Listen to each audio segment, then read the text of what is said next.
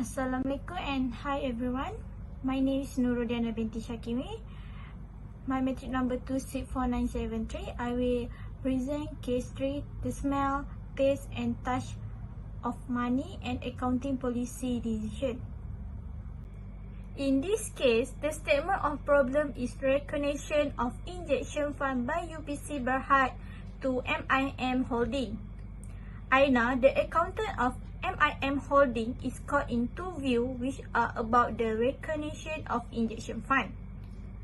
This issue arises because of the different opinion in recognition of injection fund.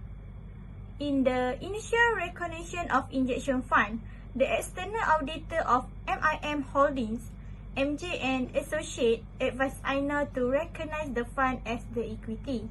However, the external auditor of UPC Berhad recognized the fund as the debt.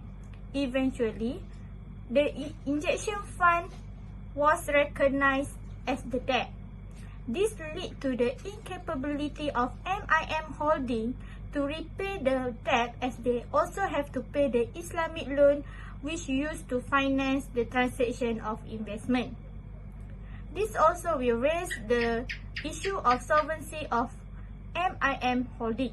Besides, this recognition of injection fund raise another issue, which is the constitution of MIM Holding. The original article of constitution of MIM Holdings did not include other equity than ordinary share. Thus, the Secretary of MIM Holding needed to redraw the article of constitution to include other form of equity financing arrangement. Next, one of the causes of recognition of injection fund is lack of internal control in MIM Holding. The internal control is important to the company as it helps to safeguard the company, minimize the risk, and encourage adherence to the rule and regulation. In this case, the internal control is poor due to the language barrier between the staff. They could not communicate properly with each other, hence lead to the ineffectiveness of internal control mechanism. Besides, the management of MIM Holding also did not emphasize on the implementation of the actual internal control. Thus, the staff could not properly implement it, which eventually led to this cause. The accounting policy implemented by two companies, MIM Holding and UPC Berhad, also caused the recognition of injection fund. UPC Berhad has power over the MIM Holding as the company is the parent of the subsidiary.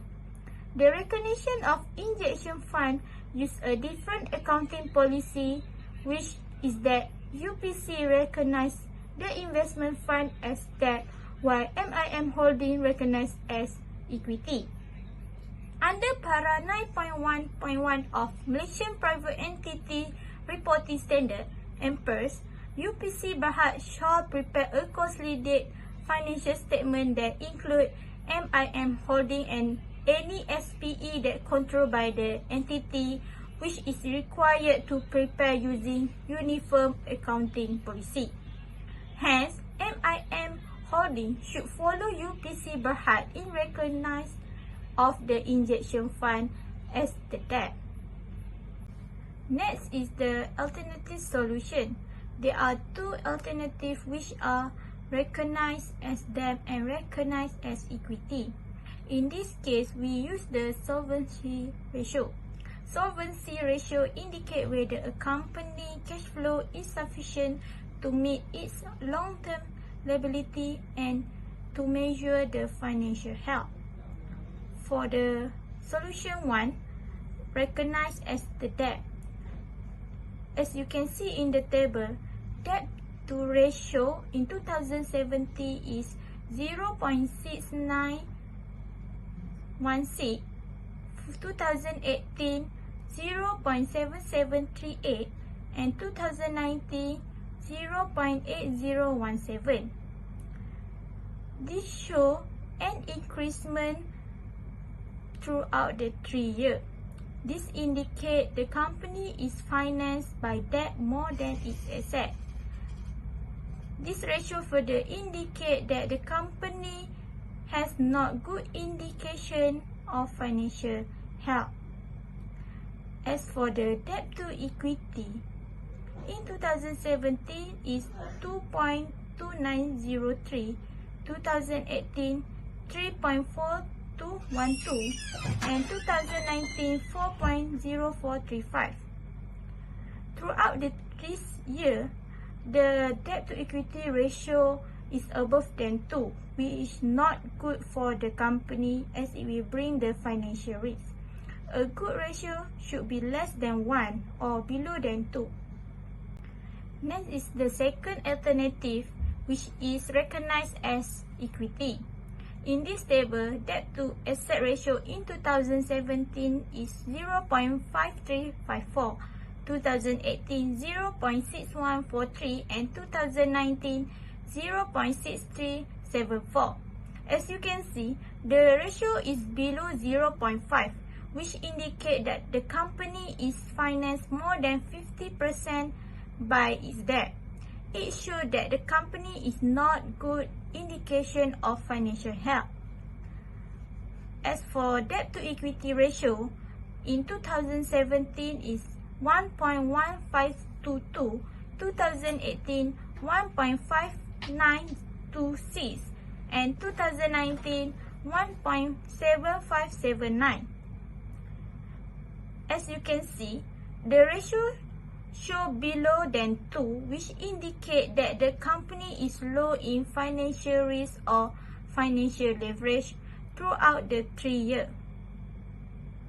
Next, in this case, the recommended solution to recognize the injection fund is solution 2, which is recognized as equity. This is because the debt to equity ratio in 3 years 2017-2019 is not more than 2 and is lower compared to solution 1. This shows that a higher debt to equity ratio indicates the weaker solvency of the company. Solvency is the ability of the company to meet its long-term debt and financial obligation, and is important in measuring the company's financial health. Under Section 72, Subsection 4 of Company Act 2016, the preference share now can be redeemed out of capital. The preference share also can be redeemed out of profit or fresh issue of share. MIM Holding now can redeem the preference share. However, the redemption of preference share need to have proof of its solvency. As stated in Section 112, Subsection 2 of Company Act 2016, the company shall be deemed to be solvent if it is able to meet its debt or when the debt become due without any substantial disposition of its asset. Hence, if MIM Holding recognize the injection as equity, it can show that the company is insolvent. The company can pay all the obligation without having to dispose too much of its asset, and it also can continue to consider foregoing concern. Therefore, it will be good indication of MIM Holding to prove that the company is insolvent. That's all from me. Thank you.